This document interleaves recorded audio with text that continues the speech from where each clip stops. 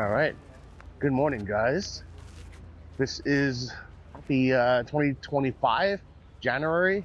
I'm still a little bit sick. I still have a bit of a cough, as you can tell from my scarf. And here's me using my new tech. So I hope you can hear me pretty good. This is my drone actually acting as my gimbal. And let's see if I actually go this way, if it'll follow me. Because how cool would this be? It'd be like my own personal cameraman, if that makes sense, to show me around. This is going to be a Q&A episode, but I'm going to try to make it interesting with some cool new shots and my new tech. And the first question people were asking, or you were asking, was what are my travel plans in Thailand, if I was going to stay here in Jomtien, or if I'm going to be flying to different places. And as you already saw, I already went to Koh Chang, and next week I'm actually flying to Chiang Mai, Thailand. So I'm going to be exciting. It's going to be exciting. I haven't been there in a long time.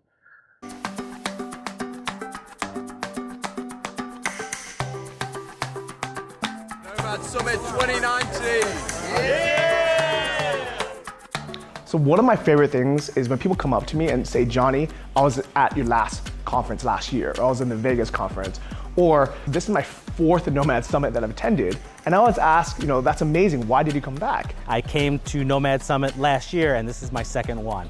I keep on learning. There's always something to learn. Thailand was only a natural progression. So from there, I just decided to come out here and then, plan my whole trip around it. I think the most important thing is not being comfortable with being uncomfortable. And I feel like as soon as I get complacent, you might kind of lose passion for what you're doing. So I kind of need new inspiration. I need to hear new stories. Life. So I'm always like, come out to the Nomad Summit in Chiang Mai. It's beautiful weather. It's the annual reunion.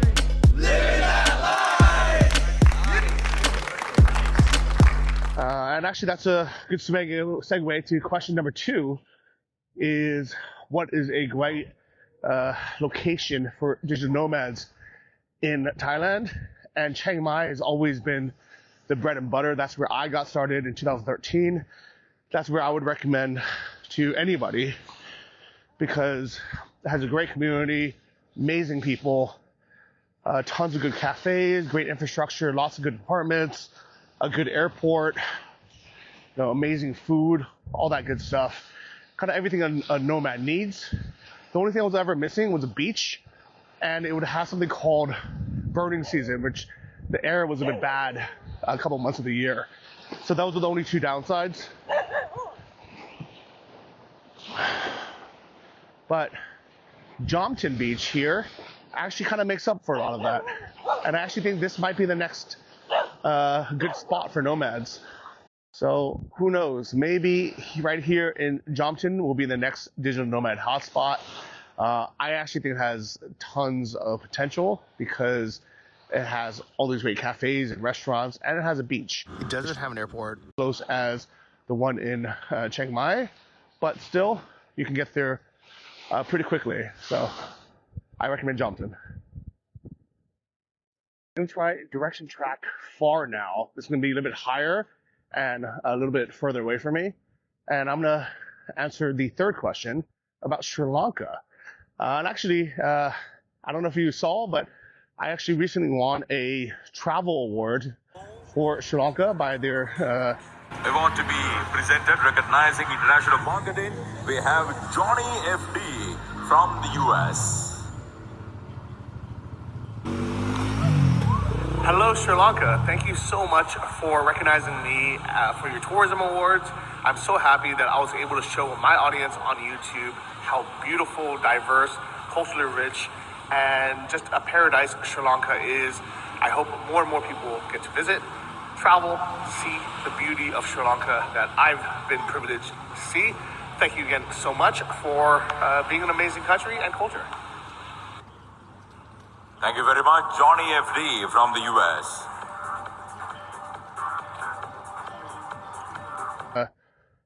Sri Lanka Travel Authority, thank you so much. And it was for all the videos I made during COVID, which they say has helped revitalize their tourism economy, in part, with all the other people who were promoting it. Because during COVID, I was one of the only people that was there, only travel vloggers, and I was making so many videos and I showed so many cool places that a lot of people had that in their mind. So as soon as the airports reopened, they came and they got to see how beautiful Sri Lanka was. Now, the question is, why did I say Sri Lanka was like a beautiful prison? And it was, for me, it was because I was there for 13 months and the airports were closed because of COVID. You know, obviously that's not gonna be the case for you. You don't have to stay there for over a year. You can fly in and out anytime you want. But what I've learned is no matter how beautiful a place is, if you can't leave, it feels like a prison eventually. So Sri Lanka, definitely tropical paradise. Infrastructure is not as good as Thailand in terms of internet and Wi-Fi. Airports, cafes, co-working spaces. Let's head back to my favorite office, the 7-Eleven. I mean, even the Wi-Fi in front of the 7-Eleven is better than some of the places that I found in Sri Lanka outside of Colombo. So now I'm on my Osmo Action 5 with my DJI mic. I'm gonna answer the next question, which is about, do I prefer hot or cold countries? After all my travels, as you can tell, I like hot countries. But to be honest, I've actually appreciated now the winter a bit. I've said this a few times where I really love 2 weeks or maybe a month of winter and snow. I really enjoy it. It's beautiful and it's a nice contrast. It makes you appreciate the sun more.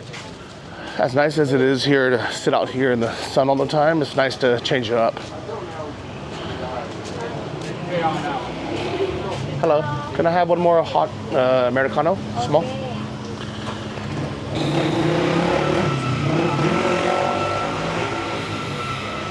This is my True Money app. I can pay on here to the scan method.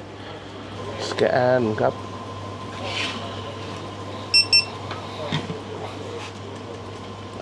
Someone also asked if I will ever visit Australia. I've actually been there twice. I started traveling since, I don't know, I guess 2008, 2007. And I've been to Australia twice since then. Once to Sydney, once to Kapung Cup. Thank you.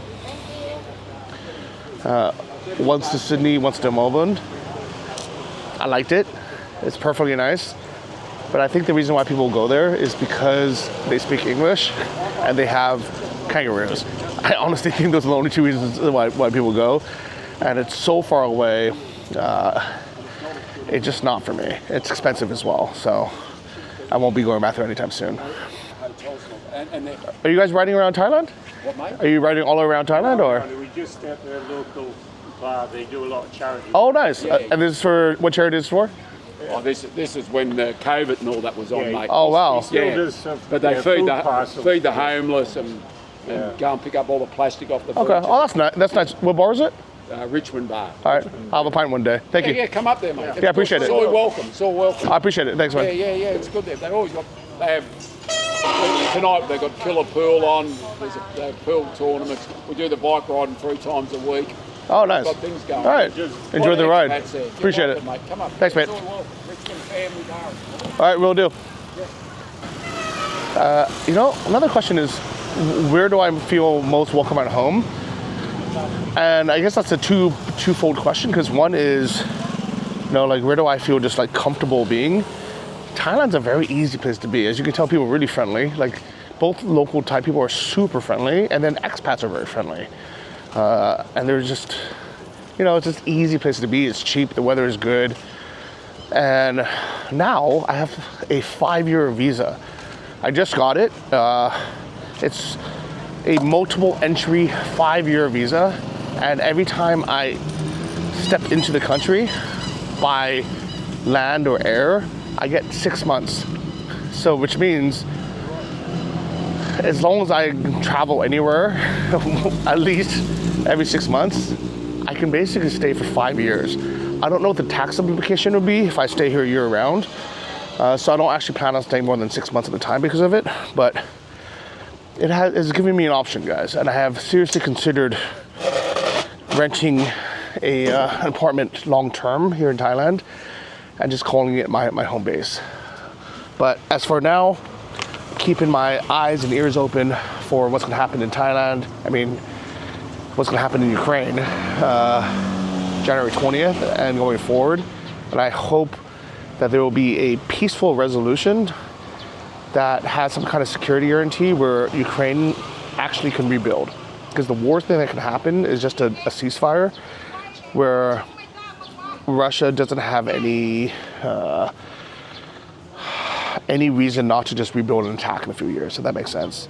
So if it would have to be something like joining NATO or something equivalent where Russia knows and the world knows that Russia can't just attack again in a few years, and that way it'll make people feel comfortable and confident to go move back to Ukraine, but also to spend money to reinvest and rebuild the country. So we'll see. All right, donor box. By the way, guys, I wanted to thank everyone who donated to the Cars for Ukraine Trucks Under Christmas Tree campaign. We have successfully reached the goal of 150,000 euros to buy 15 trucks for Ukraine. It was a joint collaboration between me and 12 other YouTubers. I was in 10th place in my campaign, so I didn't contribute as much as I was hoping, but together as a group, and from us going on each other's live streams and podcasts, we were able to get the goal of buying 15 trucks. So thank you guys so much. The campaign is still open for a few more days, so if anyone wants to donate some more to help with some extras, you can, but in general, we got it, so thank you so much. Trine asked an interesting question. She says, when I go back home from Thailand, I wonder if you're happy about that, or if you're a bit sad. Do you consider Ukraine as your home country now? Yes and no. I mean, it's always been like my half home country. Even when I first moved there, I was planning to spend 6 months a year there and then 6 months a year traveling. But it is the place I have permanent residency. That in the US we have citizenship. In Thailand, I always kind of felt like it was my comfortable place to go back to. But because I never had anything more than a tourist visa, I could never really get that comfortable and settle. So it was really until this year where now I have this 5-year visa where I can feel, even consider staying longer, renting a 1-year contract and just having it as a second home. I think my plan, my goal is going to be to have 2 apartments that I rent, one here in Thailand, probably actually just up the street where I'm staying now, and then one in Kyiv in Ukraine. Someone asked a question, how are my apartments doing in Kyiv or in Ukraine? The one in Kharkiv is sitting empty. Kharkiv is getting hit really hard now. So, there's no rental market. My friends who were volunteering there are now based somewhere else. My place in Kyiv is also empty, but actually I have a friend who's volunteering who is on rotation now, so he's staying there temporarily.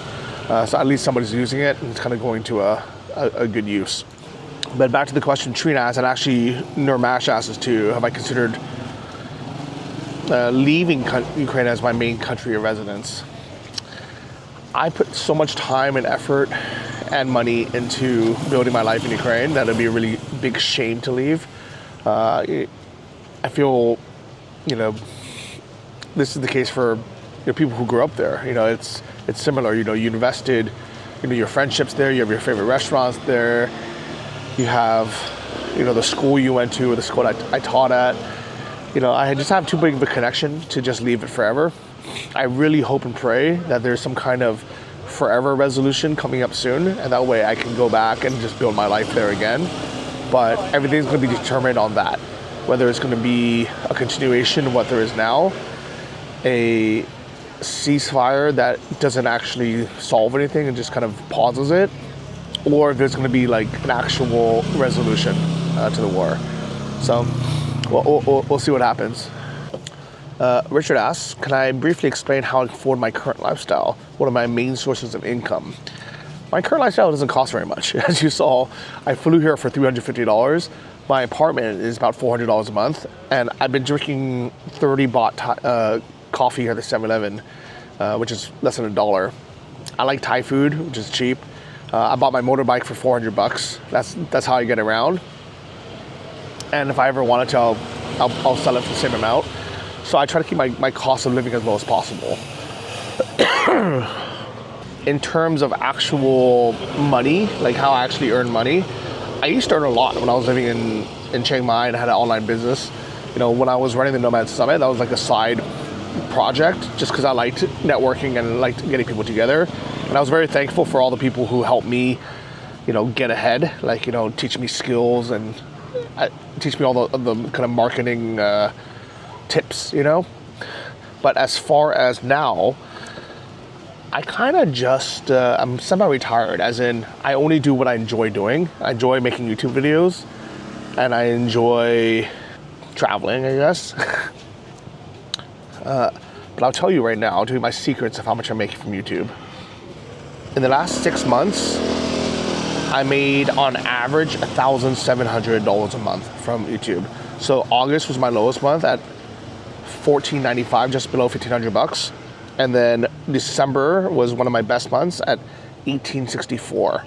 So on average, I make $1,500 a month from YouTube after tax, let's say that. And I try to keep my actual travel expenses below that. So that's like flights and hotels and transportation getting around. And as far as, living, putting, some money into savings, things that come up. Luckily, I have my apartment that I'm renting for $1,600, and my rent combined for the two apartments, the one in Kiev that I'm still renting, and I'm not charging my friend for, and the one here, combined, I spend exactly half that, so $800. So an extra $800 goes to, food basically. And I probably spend at least that much on food a month. I honestly haven't calculated. Turley Bird asks, it seems like you have a lot of good friends that you spend time with on your travels, but do I ever get lonely? I'm sure you're watching videos. Thank you, Turley. I wish I got lonely. My plan actually this trip was I want to just decompress for a few months and have time to think and kind of do things I wanted to do. Literally since the day I landed, there's been somebody visiting. I think I had like 2 days just to myself. And luckily, actually right now for lunch, an Australian guy named Michael, who I met here last year, he's gonna meet me for lunch in about half an hour. And then on Sunday, my friend from the US arrives. And then on Tuesday, I fly to Chiang Mai for the Nomad Summit. If anyone's gonna be in town and wants to know more about the kind of digital nomad lifestyle, to meet other online entrepreneurs, Nomad Summit's the best place to be. I actually sold that business recently, last year. So now I'm going just as a speaker and as an attendee, but highly recommend it to kind of meet and hang out with people. So yeah, it's really hard to be lonely in that case. But I do look forward to having some more downtime to myself. All right, and I think we should end it there because it's been quite long, but I hope you enjoyed it. I hope you enjoy my new tech. The audio is good, the setup is good. See you guys in the next one. Big thank you to everyone who asked questions, who followed along. And I gotta see you guys in the next one. Oh, by the way, here's a sauna right behind me. A nice pool as well.